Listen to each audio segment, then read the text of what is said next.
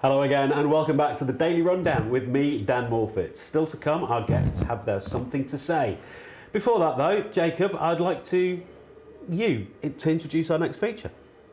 Certainly, yeah. Back earlier this year, I interviewed the wonderful Tom Robinson, who was a very well-known pop star in the late 70s, early 80s. Did 2468 Motorway. That's right, Sing If You're Proud to Be Gay, and asked him about what it was like being at that time he was an out gay man in the pop world and what kind of reception he got. And he gave me a very good interview. And he was really, really nice to talk to. He was an absolutely wonderful bloke. And he was famous being glad to be gay. Yeah. And then eventually he got married and had kids with a woman. Yes, because he came out as bisexual.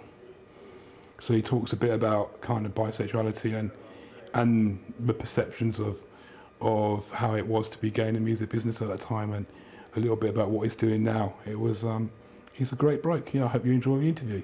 Let's have a look at this then. Jacob Braden talking to Tom Robinson.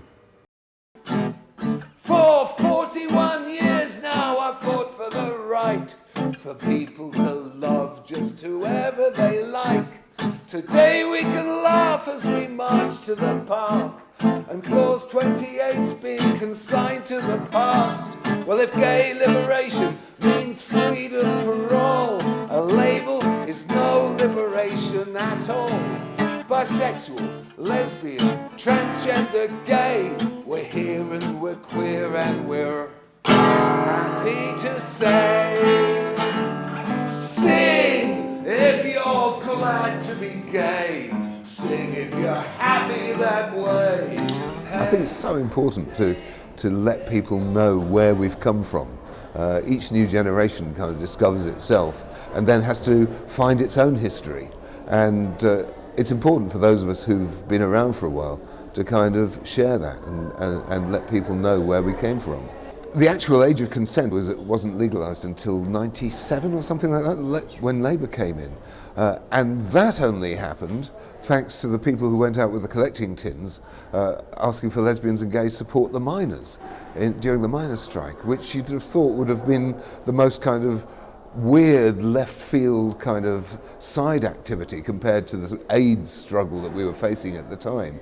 And yet actually the fact that we reached out to the mining community and offered them solidarity led to the NUM backing the motion to put gay equality on the agenda at the Labour Party conference. So fantastic result. There's a perception, for instance, that homosexuality was legalised in 1967, whereas actually after 67 there were far, far more arrests and imprisonments of gay men than there were before it.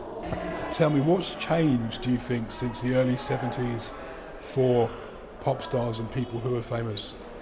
I think the situation has changed immeasurably since the 70s. I mean, we didn't, in our wildest dreams, imagine that there would be the kind of tolerance generally in society that exists today.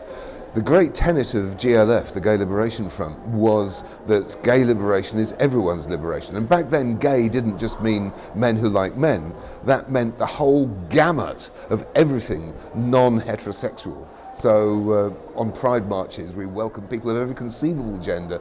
But back then, we had no way of imagining that much tolerance would come along. And GLF always said that you can't have your own freedom in separation from everybody else's. You either live in a free and a fair society or you don't.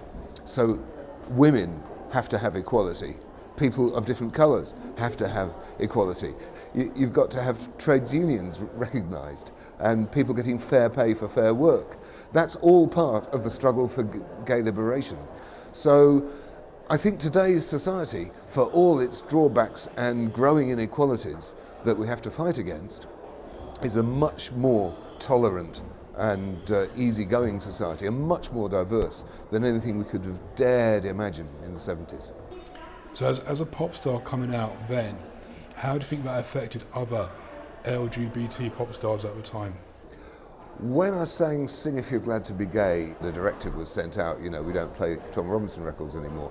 But on the other hand, it's the one song after all these years that people remember me for, that there've been other pop hits, but the one that has resonated in other people's lives and the one that has kind of led to lasting affectionate bonds between myself and other people and audiences is the fact that we did actually, with that band, go out on a limb and say, yeah, we're queer, get used to it, So I don't regret it for a moment. Do you think you coming out encouraged the pop stars who weren't out to come out? I wouldn't want to make any kind of claim about what Glad to Be Gay achieved in terms of other people coming out as artists. Actually, I was by no means the first out gay man or lesbian artist to be making records. I was only the first one that actually got in the top 20. That's the only difference, so I could manage to get my head above the parapet. Loads of people made great gay records long before I came along, and I drew my strength from them. And if people like Mark Armand and Frankie Goes to Hollywood did draw some sort of strength from that, great, but they probably just did it all off their own bat, because they were a new generation of artists and they were making their own going, and society was changing, so it was easier for them, I hope. Today, for pop stars who are gay, do you think it's still an issue for them to come out?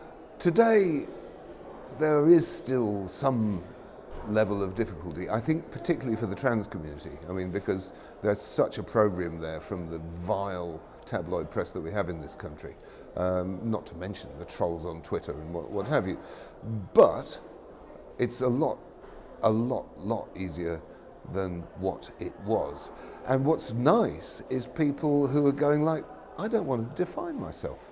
I don't want to go in that box. Michael Stipe or Morrissey. We've all got so much more to us than just L, G, B or T. That we are people, and real liberation will come when we don't need the boxes. Kinsey in the 40s measured the kind of 1 to 10 scale where people were exclusively heterosexual on one end and exclusively homosexual on the other. And most people were kind of varied in between and changed throughout their lifetimes and, back and forth and back again. So I think it's important to just stay open to your possibilities. We always used to say that to our straight friends who we were trying to seduce back in the days of the 70s. Come, stay open to your possibilities. And I was really so kind of taken aback when, in reverse, the same thing happened to me in the 80s. I went to a gay switchboard benefit and saw the man of my dreams across a crowded room who turned out to be a woman. And some good things happened. So, do you think that social media has an impact on raising an awareness of LGBT issues? I love the fact that social media allows us to communicate many to many, so that we don't have to go through central publishers. Back in the 70s, Gay News was our only point of contact. It was one to many. If you didn't get your copy of Gay News, you didn't know what was happening in the community, and you didn't know where your local groups were meeting. So we depended on that old publishing model of the one to the many.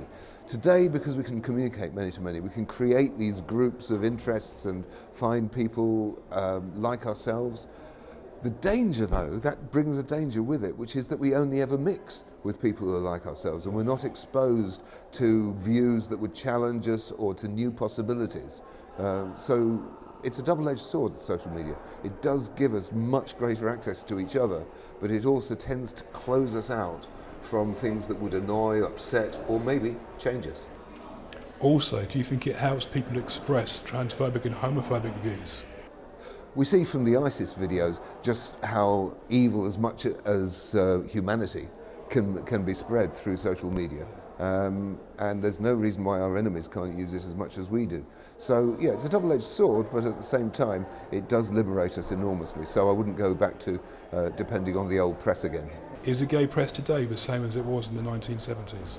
When we talk about gay press, really the pioneer was Gay News. And as I say, gay back then meant everybody. It didn't mean just men. It was for the whole community and served the whole community. And the great thing it did was normalise our experience as people, made us ordinary citizens. When Bob Workman used to go out with his roving camera around the clubs of Britain and take candid snaps, it wasn't porn, it was normalising people and seeing the faces of people living openly and happily. And that was the message then. And today, I think the interests are, shall we say, a little more specialised. Do you think the younger LGBT community could do with reflecting on where we've come from to where we are today. The great thing about LGBT History Month, and this festival in particular, is it's a chance for us to lay out there what it was like in those distant days that have now vanished. I don't think for us to boast about anything that we did back then. Not all of it was entirely honourable or praiseworthy. You know, we did a lot of things, some of it good, some of it bad. But what we faced is something that people don't know. They don't know what the legal situation was like, what the police oppression was like. They don't know what the homophobia in the newspapers was like. They have no idea what the AIDS crisis was like, how we had all those fantastic, wonderful lovers and friends who just became old men overnight and died. We have to tell our stories. We have to tell our stories, not over how great we were, but over what we faced and what we could face again.